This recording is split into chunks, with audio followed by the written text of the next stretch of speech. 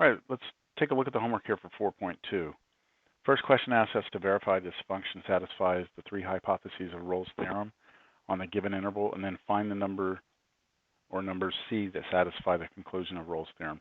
So again, Rolle's theorem basically says that if we have a function that is continuous and differentiable and starts at one point and then eventually ends, and that these 2 points have the same value, that there has to be some place inside the interval AB, somewhere inside where the derivative slope of the tangent line is 0. And that you can see right there, it happens on this picture 1, 2, looks like 3 times. So with this function, first of all, it's a polynomial, therefore it's continuous.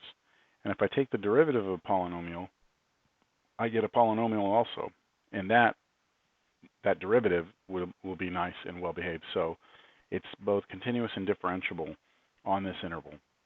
Now what I need to do is verify that the values at the endpoints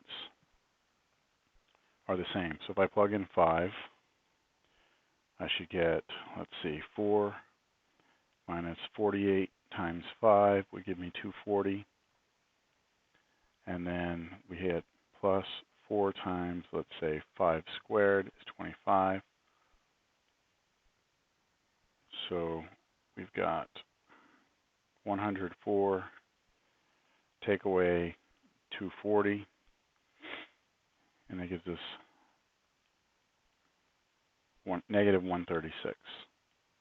Now if we plug in the other endpoint, which is 7, we get 4 minus 48 times 7. Let me go ahead and just put out what that is, which is 336. And then we get plus 4 times 7 squared, which is 49. So this is 4 minus 336. And then 4 times 49 gives us 196, so plus 196. And then if we put those together, we get 136 also. So these two endpoints give us the same value, the same function value. So what that means is now there should be a place somewhere inside where the derivative is 0. So let's go ahead and take the derivative. The derivative of this function is going to be negative 48 plus 8x. And now if we take that and set that equal to 0, we get negative 48 plus 8x equals 0. That means that 8x must be 48. And that means x must be 6. And so now we could also say c equals 6 to satisfy this thing, c. Sorry, I said c equals 6 and wrote 5. C equals 6. And notice that 6 does lie inside that interval. So we are done. Okay, verify that the function satisfies Rolle's theorem on the given interval. So square root of x is a pretty well-behaved function as long as x isn't negative. So on this interval, we should be well-defined. And this part right here is a nice little linear function. So together, these things are continuous. And so when I take the derivative, we need to take a look at what that would be. Let's see, the derivative of the square root of x is 1 over 2 root x. And then we have minus derivative 1/9 x, it's just 1/9. And now we look at that and we say, yes, that's a well-behaved function also, except when x is 0. But that's okay because with Rolle's theorem, we just have to be differentiable on the interior of this interval. So just on 0, 81, not including 0. So that's still going to be okay to satisfy Rolle's theorem. So now what we do is check the endpoints. So f of 0 would be square root of 0 minus 1/9 times 0, which is 0. If we plug in 81, we get square root of 81 minus 1/9 times 81, which gives us 9 minus 9, which is 0. So again, at the two endpoints we're equal. Therefore, there should be some place inside this interval where the derivative is equal to 0. So let me take the derivative, and let me ask myself when that's equal to 0, which means 1 over 2 root x is equal to 1/9. And then if I cross multiply at 9 equals 2 root x, now if I divide by 2, I get 9/2 equals square root of x. And if I square both sides, I get 81 over 4 equals x. And that is definitely a number that is inside this interval. All right.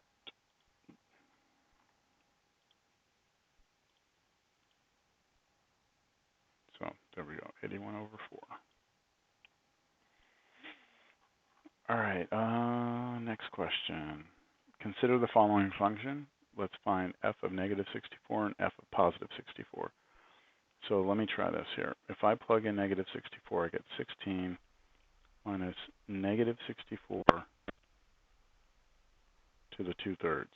Now what that really means is 16 minus, we can look at this two different ways. I can say cube root, that's where this comes in, of negative 64, and then that answer squared. That comes from here. So the cube root of 64 is 4. Sorry, negative 4. So we get 16 minus, then this is negative 4, but then squared. So that gives me 16 minus 16, which is 0. Now if I plug in positive 64 instead, we're going to get the same exact result. So this inside here will be 4, then we square it, and then that'll be 0. So the two endpoints give us the same values, and therefore Rolle's theorem should work out here. So I need to take the derivative.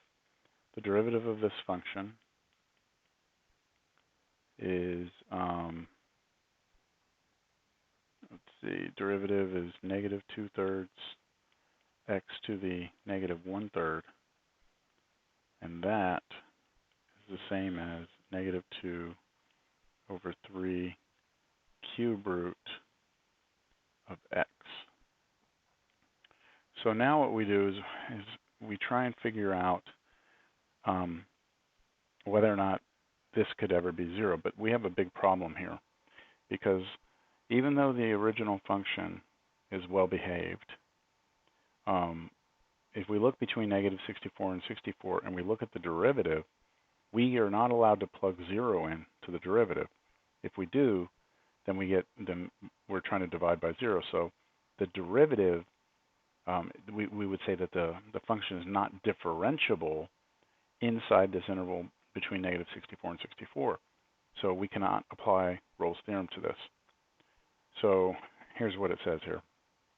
This derivative, so this has no solution. This does not contradict Rolle's theorem, since f prime does not exist, and so f is not differentiable. So we've got to be careful when we take that derivative. So how about this one? Does the function satisfy the hypothesis of the mean value theorem?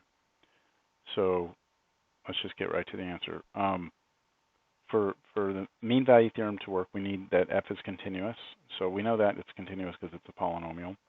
We know it's differentiable here because when we take the derivative, it's a linear function, and that's going to be well defined.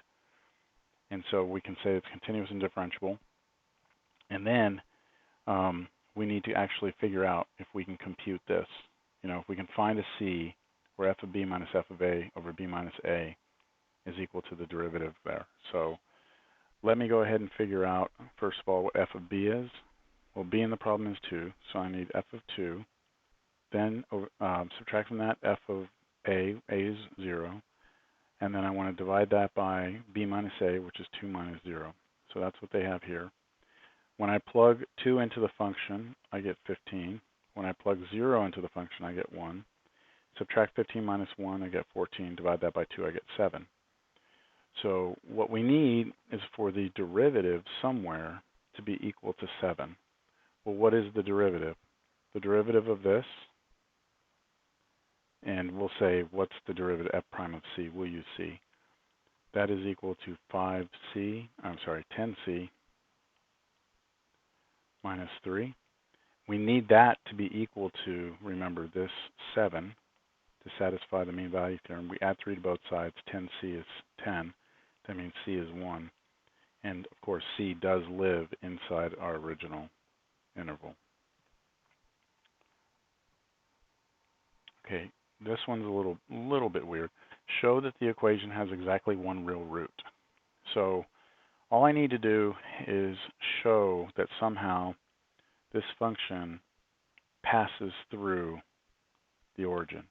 So what I need to do is show that this function goes from positive to negative, or possibly it goes from negative to positive. Sorry, negative to positive would be the other way around, like this. So it goes from negative to positive. And one way we could do that is we could plug in a value. Like if we plug in negative pi into this, we get a negative number. If we plug 0 into this, we get a positive number.